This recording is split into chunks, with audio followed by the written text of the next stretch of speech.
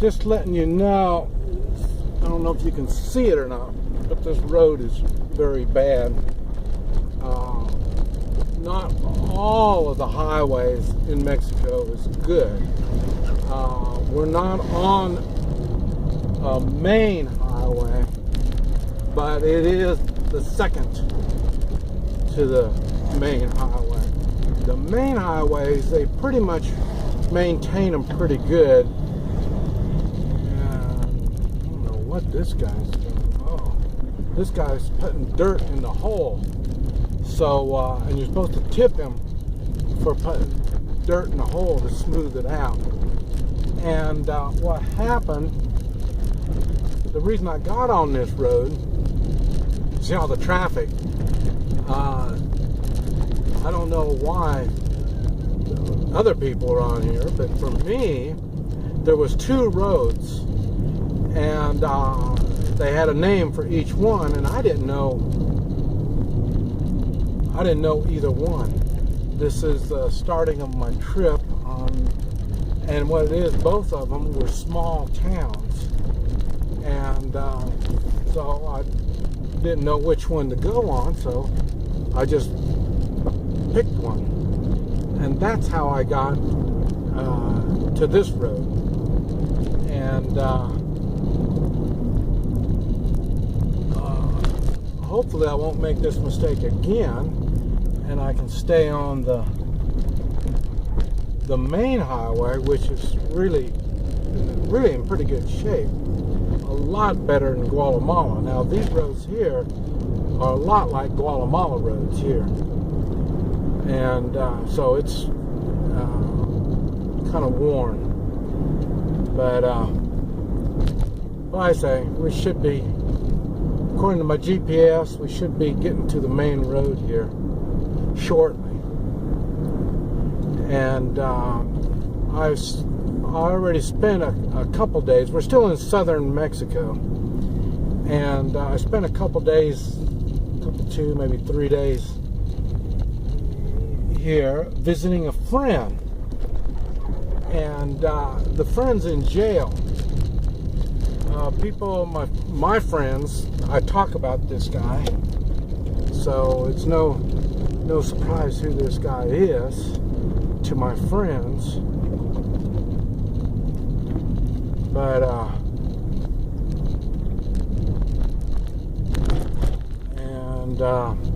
but that's where I've been. I went to visit him in jail. So I had what do you call it? A tour of the jail. So I know. So I got a little bit of an idea about how the prison system works. Now, seeing he's a friend of mine, you know he's not a violent person, so he wasn't in a violent prison. It was low security. But it was the first time I've been in a Mexican jail, and so it was pretty interesting. Like I say, minimum security. So I mean, and it's funny because they did have one section that was maximum security, and that's where the tattooed guys and the racial guys, and I had I wear a bandana. And I had a blue bandana, and they had me take it off. I could wear it when I was working, but when I wasn't working, I couldn't wear the blue bandana. They don't want me walking around with this blue bandana. So it was an interesting thing, and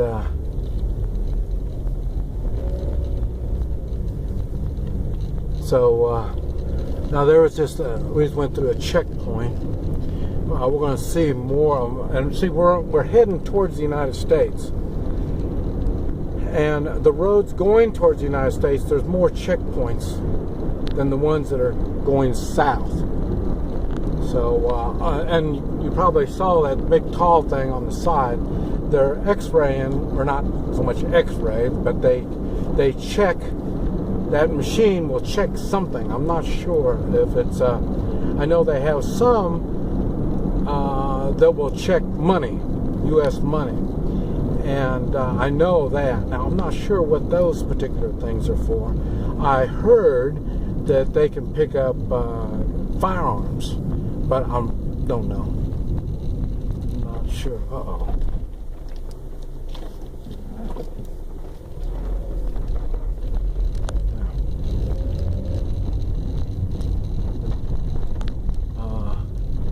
Thank you. Okay.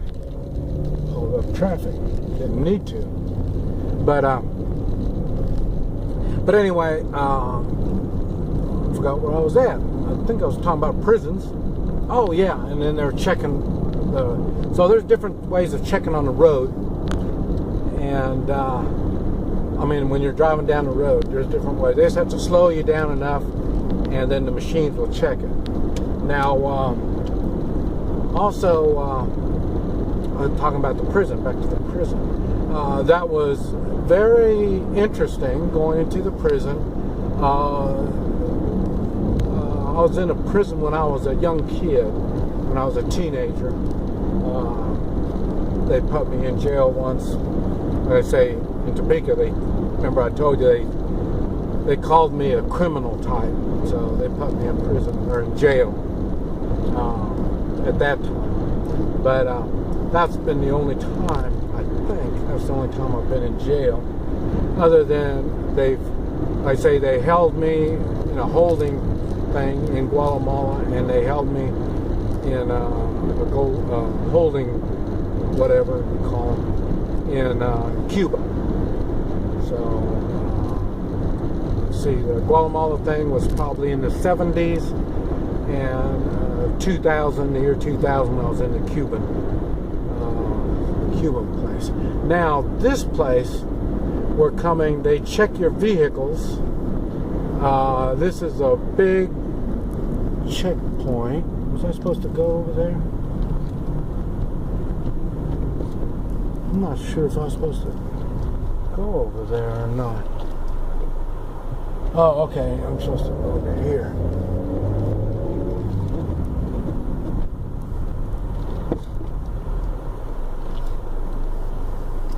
Or was I supposed to go back there? Oh, okay.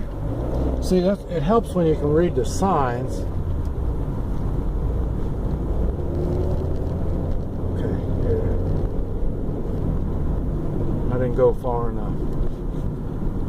But it helps when you can read the signs. But anyway, they're going to be checking our vehicle. They might do it just like the border.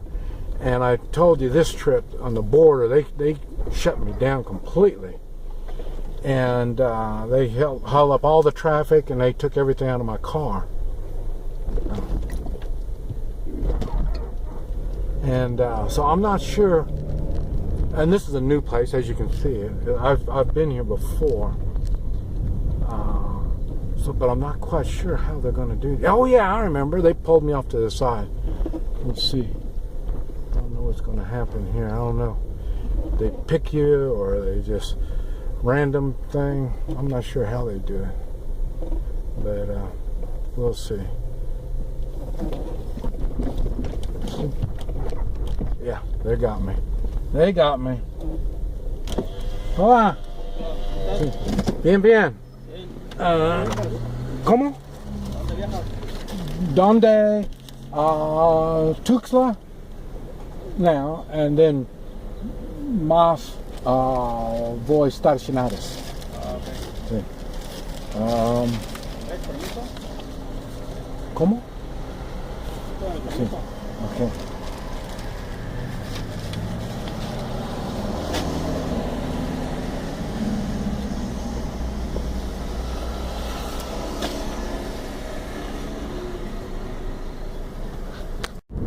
Well, I made the wrong turn somewhere.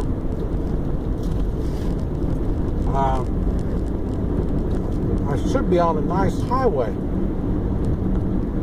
don't know why or where the nice highway is. Should be a divided highway.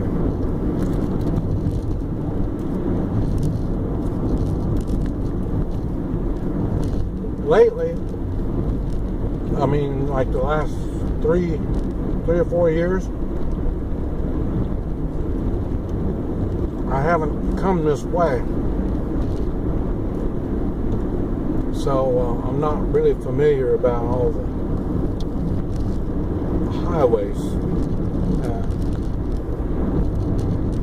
Normally I take another way on the other side of the... We're close to the Pacific coast. And like I say, this is kind of new to me. Here, let me show you.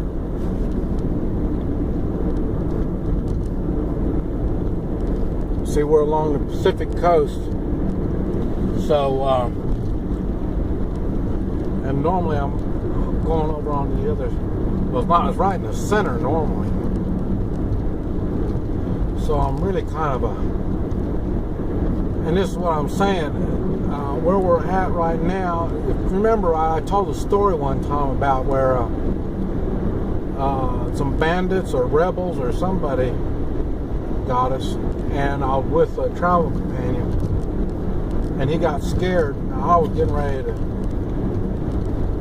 Well, he told me, we'd come along there, like you see some people standing over here. And I thought there were workers on the road. And the guy that I was with said they want your money. And, well, you know, there's always, everybody wants my money down here. It's no big deal. But what he was trying to tell me is these were bandits or rebels, whatever it was. They wanted our money. They were going to rob us. And so I stopped. And the reason I stopped is I thought there were workers on the road. The only thing is, none of them had any shovels or any working tools. They were holding big chunks of asphalt, and that was in the road, so you couldn't pass. Stopped you from passing. And so that's why I was just, you know, I stopped because I couldn't pass. But they all were dropping their chunks of asphalt on the road. And the asphalt was probably 6 inches thick. And at that time I was in a pickup, and I knew I had 8 inches.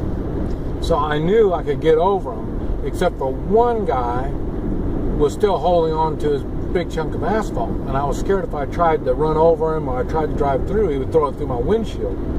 So that's why I stopped. And when I stopped, he dropped it. And then when he dropped it, the guy came over to the car to rob me. And I grabbed a hold of him and I took off. And they were coming around the car, but everybody started jumping out of the way and everything, so I wouldn't run over them. And I ended up, I was trying to throw the guy underneath the car, and he was fighting it. Eventually he got away from me. And I went down the road about 100 yards and I stopped. And I got out of the car. I was preparing to go back, and now I was going to go back and fight him. And that's when the guy told me, no, don't do this anymore. So, I guess we were on the main highway. We have been on the main highway. So, yeah, well, not good. I was wondering how I got lost. I couldn't remember where I turned wrong. But, and that's when the guy I was with he asked me what I was doing. I told him I'm going to go back because the next people that come along, they're going to get robbed. They're going to get hurt. So I wanted to go take care of them. And he says, no, he was having a heart attack and he wanted me to go. So I went on the left. So, but anyway, but that was the way the road looked, was back there. But it was more jungly. Like I say, right now we're in tropical jungle, and we're gonna when we go from tropical jungle up by Mexico City, then it's gonna turn into desert. So it's really hot now, and so it's really hot, and then it's gonna get. Now it's hot and high humidity. It's gonna be hot and dry when we hit the desert. And you see the people are selling stuff. I don't know what they had to slow down here for. But anyway, good. I guess we're on the highway. I guess it looks like we're on the main highway now, and the road is pretty good shape. You know, not hardly any potholes. Much better in Guatemala, and divided highway. And normally these are toll roads, so I won't be surprised if there's going to be a toll.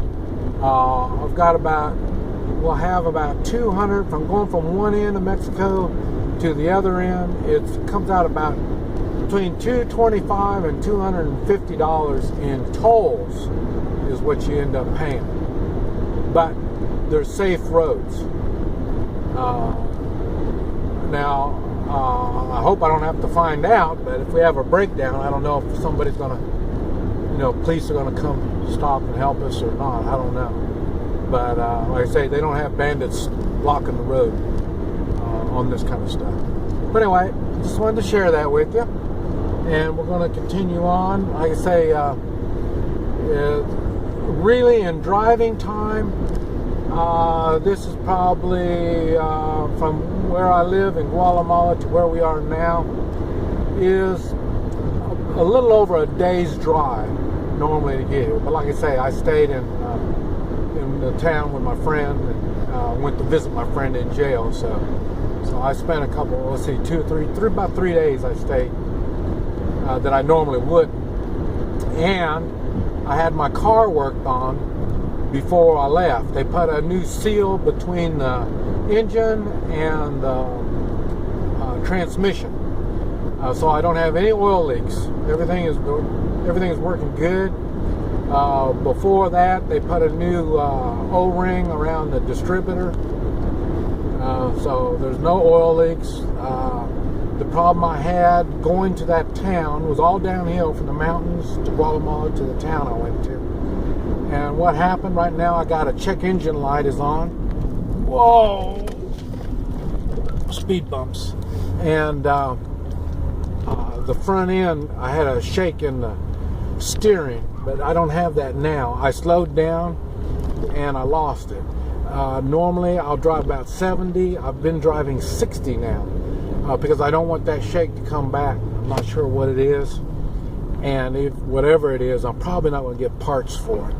And as you can see where we're at, there's no mechanics to fix it anyway. And no tow trucks. So I have no idea what I'm going to do. So I'm hoping, that's why I was slowing down, so maybe there's less chance of me tearing up my car.